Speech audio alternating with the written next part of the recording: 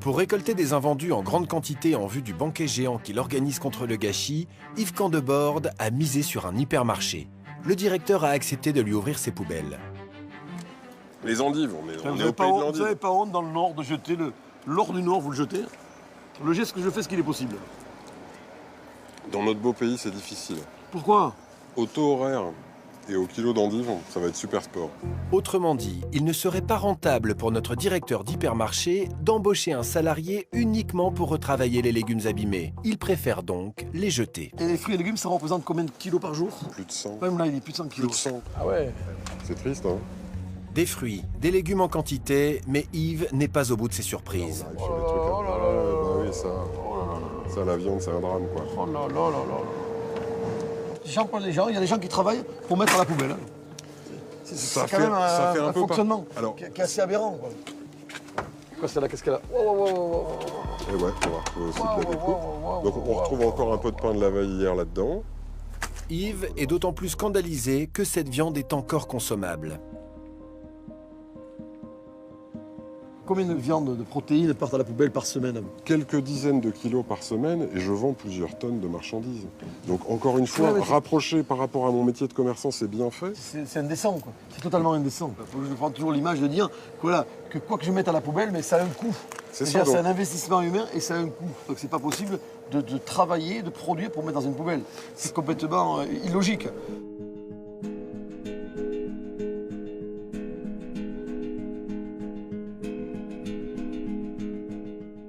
Pour moi, on a tous découvert l'hypermarché il y a 40 ou 50 ans. Hein. Il y a énormément de choix. Tout est formidable. J'achète parfois inconsidérément et je gaspille chez moi. Ouais, J'achète avec mes yeux et je veux un truc parfait, calibré, parce que c'est comme sur la photo.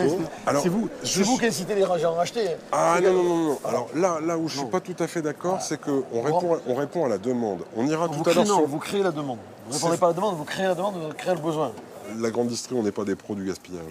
On s'adapte à une demande et tu verras que les consommateurs sont quand même pas faciles et génèrent une partie de tout ça. Au total, en 2012, cet hypermarché a généré près de 200 tonnes de gaspillage.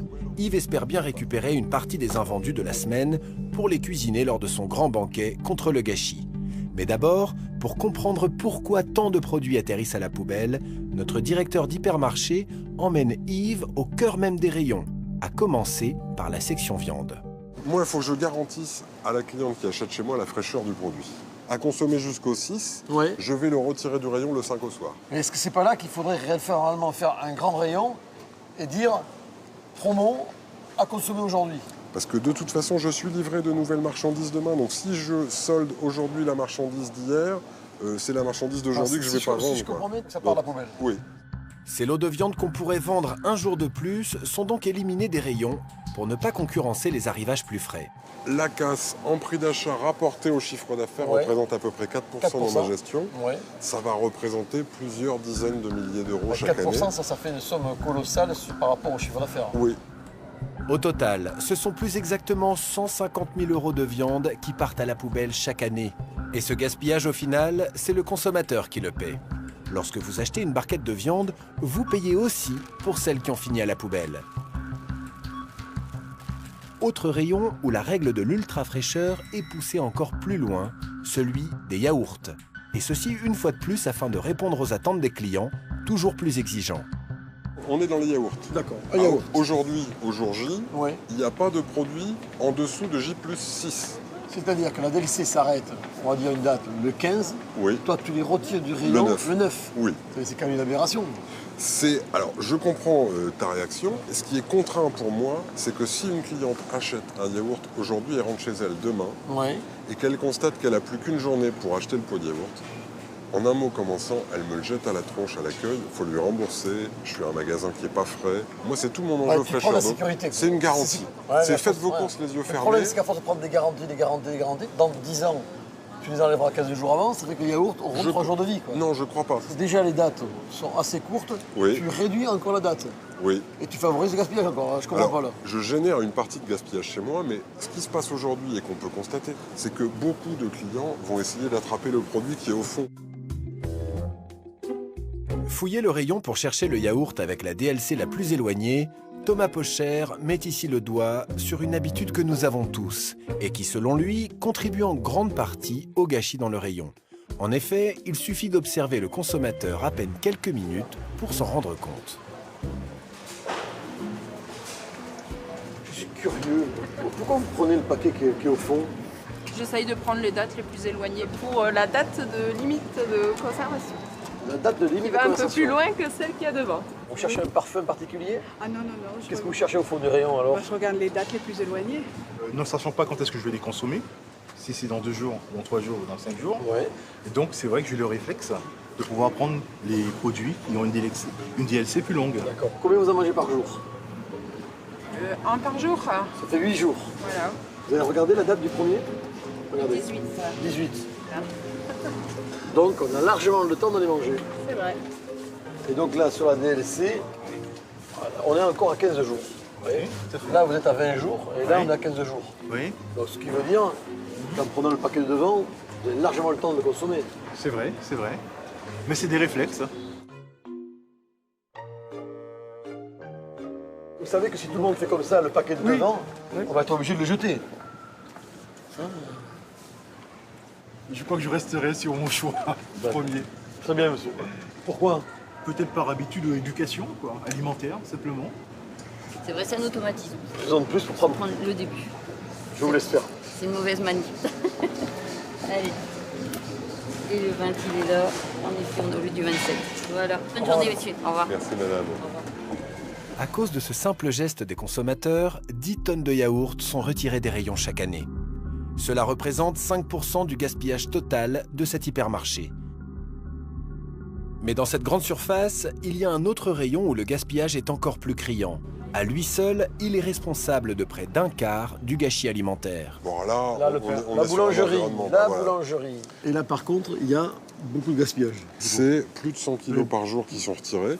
Alors pourquoi? Est-ce qu'on arrive à l'analyser, ce gaspillage? Pour quelle raison? C'est le nombre de références qui est très important. Ouais. Moi, je suis là pour répondre à la demande. Je dois proposer du par 4, du par 2, différents grammages. Donc moi, je dois avoir le produit le plus longtemps possible sur mon amplitude d'ouverture, 9h à 20h, 6 jours par semaine, et renouveler ça tous les jours. Proposer un rayon bien fourni pour donner envie d'acheter, une recette marketing vieille comme le monde qu'applique Thomas Pocher en offrant 73 pains différents aux consommateurs. Est-ce que le raisonnement, c'est de dire, tant pis, je me passe de 4-5 produits pour que les gens achètent Se reportent sur le reste. reportent sur notre produit? C'est ce qui se passe quand même le plus naturellement. Mais soit je demande aux consommateurs d'être compréhensifs avec moi et de s'adapter à ce qui reste en rayon, et là, il va chez le concurrent. Soit je me débrouille pour avoir en permanence au moins 2 produits de chaque endroit de la gamme.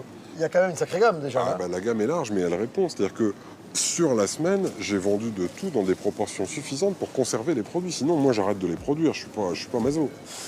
Bon, par rapport à tout ce volume de pain qu'on a devant nous, ce soir, qu'est-ce qui part à la destruction, au gaspillage? Alors, en moyenne, et c'est vrai que s'il fallait trouver le Ça symbole, vend quoi? un élément. Donc Un élément. voilà, Ouais. la partie qui est là, à peu près 20%. Ouais, ça fait 20%. Oui. Plus d'un pain sur 5 ne sera donc jamais vendu.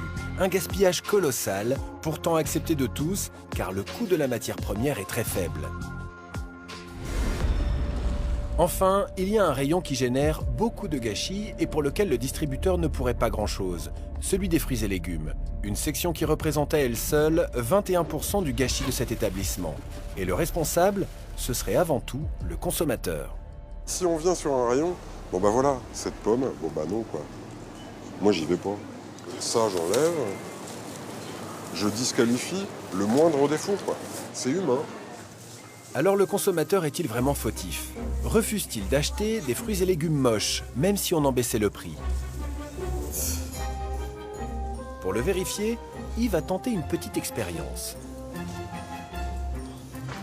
À droite, il dispose 2 cajots de tomates parfaitement calibrés et rondes à 3 €. À gauche, 2 autres cajots de tomates biscornues affichés 30% moins cher à 2,10 € le kilo. Il place une caméra cachée au-dessus de ce rayon. Alors, quelles tomates les clients vont-ils choisir? La tomate, la tomate, la tomate! Ah, merci monsieur. Quelques clients choisissent en effet les tomates biscornues. Bonjour monsieur. Vous avez ramené vos tomates? Deux variétés. Le goût est identique. Il n'y a que le prix qui varie. Et en fin de compte, tu vois. Mais il semblerait bien que les tomates calibrées séduisent de nombreux consommateurs, au grand désespoir de notre chef. Madame, pourquoi vous n'avez pas pris celle-là, par exemple? Parce qu'elles n'avaient pas une forme qui me plaisait. C'est la forme. Au revoir, madame. Merci. C'est plus beau, voilà, c'est plus beau. Je vais prendre plus, là, les tomates qui sont un peu difformes, elles sont un peu abîmées aussi, donc c'est peut-être pour ça que je ne les ai pas prises.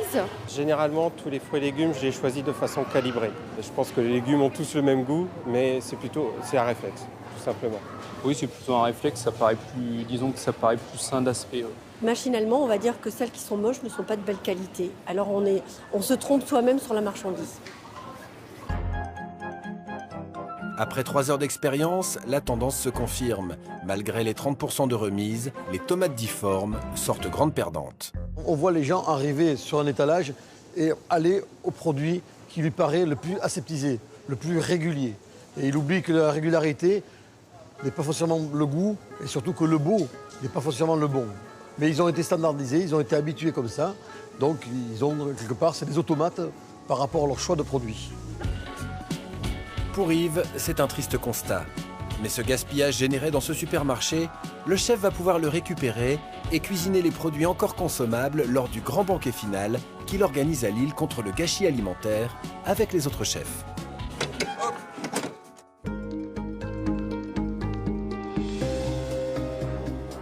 De son côté, Cyril a déjà récolté 400 kg de poireaux et des centaines de salades. Mais ce n'est pas suffisant, ni très varié pour nourrir 5000 personnes. Alors à quelques kilomètres de Lille,